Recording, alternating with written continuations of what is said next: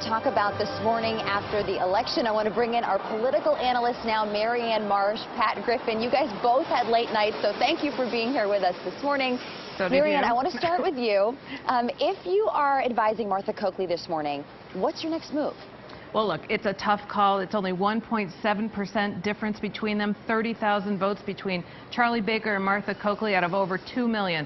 But it looks pretty clear at this point. It is unlikely she's going to close that gap. So she's got to give some thought this morning as to how she wants to gracefully exit this race, if that's what she wants to do, and the numbers bear that out. I think it will. And how and when she's going to address her supporters and allow Charlie Baker to do the same. Oh, and let's talk about the other side of that, Pat. You know, Charlie Baker's path isn't so easy either with such a tight race. What does he do today? What does he do tomorrow? Well, I think last night what we heard from Governor-elect Baker was a very gracious, very humble sort of acknowledgement that the campaign had been successful, was extremely close.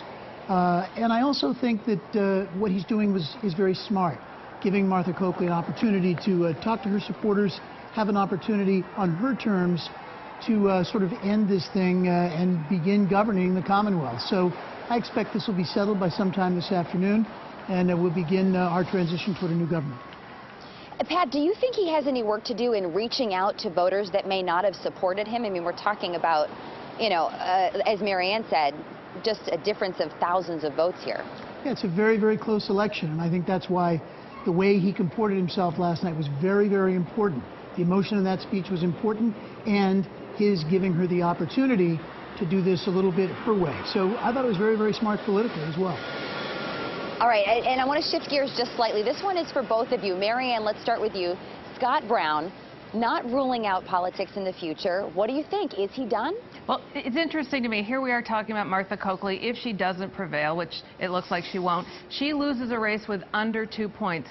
Scott Brown lost by far more to Jeanne Shaheen, yet he has a future. So I think that's endlessly fascinating to me. He's clearly trying to keep his options open. No doubt he wants to run again. You could tell it from the speech last night. But the comparison of Martha Coakley now having her political career be over and Scott Brown's being bright future all the way down the Republican road is very telling.